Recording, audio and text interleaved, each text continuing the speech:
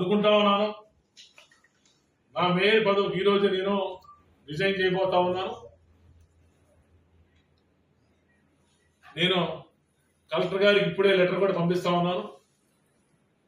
ఇన్ని అవమానాలు చరిత్రలో ఏ మేయరు ఏ చైర్మన్ కూడా చవి చూడలేదు, భవిష్యత్తులో కూడా చూడకూడదని చెప్పేసి మేము కోరుకుంటాం. ఎందుకంటే ఇది ఒక సపరేట్ బాడీ, లోకల్ బాడీస్ అనేది.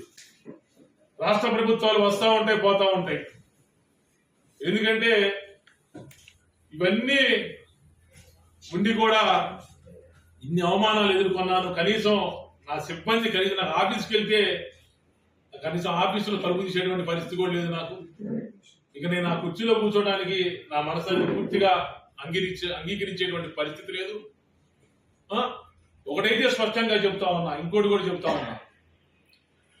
రేపు 17వ తారీఖు స్టాండింగ్ కమిటీ సమావేశంతో పాటు 16వ తారీఖు అంటే రేపు ఆదివారం పీవీకే నాయుడు కూరగాయల మార్కెట్కి సంబంధించి ఒక సమావేశం పెట్టాలని అని చెప్పేసి కౌన్సిల్ హాల్లో దానికి పెమ్మసాని చంద్రశేఖర్ గారు రాబోతామని తెలిసింది. ఇది నాకున్నటువంటి కొంతమేర సమాచారం మేరకు ఏదో పీవీకే నాయుడు కూరగాయల మార్కెట్ యొక్క పేరు మార్చాలి, కొంత దాన్ని డిజైన్ మార్చాలి అని చెప్పేసి వాళ్ళు ప్రయత్నం చేస్తా ఉన్నటువంటి సమాచారం నాకు తెలిసింది. నేను మేయర్ పదవి రిజైన్ చేస్తా ఉన్నాను, కానీ గుంటూరు నగర ప్రజలకి అండగా ఉన్న విషయంలో ఎప్పుడు ముందుంటానని చెప్పేసి కూడా నేను చెప్తా ఉన్నాను. ఎందుకంటే సుదీర్ఘంగా 3 పర్యాయాలు కార్పొరేటర్గా 15 సంవత్సరాల పాటు కార్పొరేటర్గా చేశా, ఫ్లోర్ లీడర్గా చేశా. గుంటూరు పలు సమస్యల మీద నాకు అవగాహన ఉంది. పలు ప్రాంతాల మీద ప్రజలు ఎదుర్కొన్నటువంటి సమస్యల మీద నాకు పూర్తిగా అవగాహన ఉంది. కాబట్టి రేపు జరిగేటువంటి పీవీకే నాయుడు కూరగాయల మార్కెట్ సమావేశంలో పీవీకే నాయుడు అనేటువంటి పేరుని వాళ్ళు మార్చాలి అనేటువంటి ఆలోచన చేస్తా ఉన్నారు. ఆ బిల్డింగ్ యొక్క నమూనాను కూడా మార్చాలని చెప్పేసి ప్రయత్నం చేస్తా ఉన్నారు.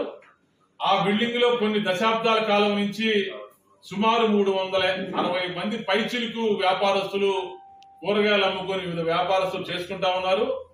గత ప్రభుత్వంలో గాని గత పాలకవర్గంలో గాని వాళ్ళకి 360 మందికి షాపులు లాటరీ పద్ధతి ద్వారా ఇస్తామని చెప్పేసి అధికారులు గాని ప్రజాప్రతినిధులు గాని హామీ ఇచ్చి ఉన్నారు. ఈ రెండింటి విషయంలో ఎక్కడైనా సరే తేడా వస్తే మొట్టమొదటగా రోడ్డు మీదకి వచ్చి కూర్చున్నటువంటిది నేనే అని చెప్పేసి కూడా రేపు జరిగినటువంటి ఈ సమావేశంలో నిర్ణయం తీసుకోబోతున్నటువంటి మంత్రి గారికి, శాసనసభ్యులకి నేను రిక్వెస్ట్ చేస్తా ఉన్నాను, హెచ్చరిస్తా ఉన్నాను కూడా.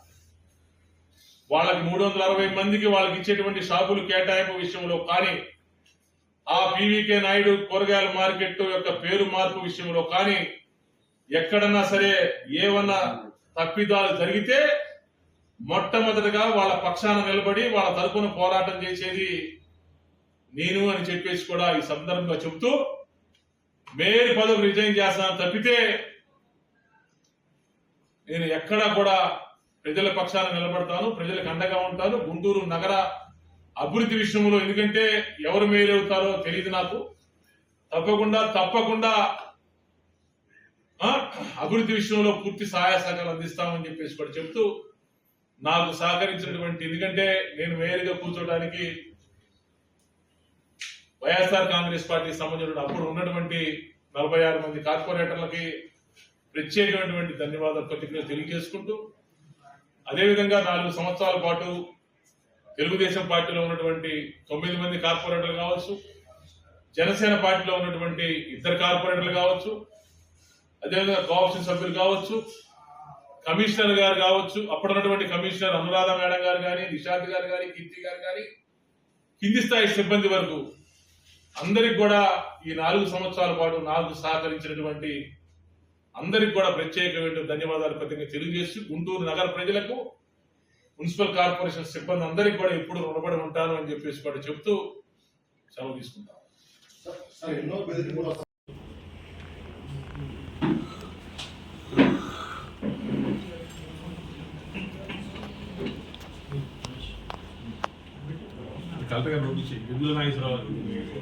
ఎన్ని కేసులు పెట్టినా, ఎన్ని ఇబ్బందులు గురి చేసినా నేను మా జగనన్న వదిలిపెట్టే పరిస్థితే లేదు.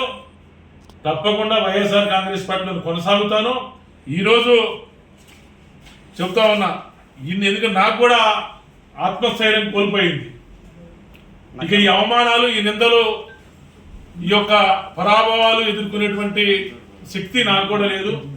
ఈరోజు నేను ఏదైతే నేను అనుకుంటా ఉన్నానో, నా మేయర్ పదవికి ఈరోజు నేను రిజైన్ చేయబోతా ఉన్నాను. నేను కలెక్టర్ గారికి ఇప్పుడే లెటర్ కూడా పంపిస్తా ఉన్నాను. ఇన్ని అవమానాలు ఏమేదు, ఏ చైర్మన్ కూడా చవి చూడలేదు. నేను కోరుకుంటాం, ఎందుకంటే ఇది ఒక సపరేట్ బాడీ, లోకల్ బాడీస్ అనేది. రాష్ట్ర ప్రభుత్వాలు వస్తూ ఉంటాయి, పోతూ ఉంటాయి. ఎందుకంటే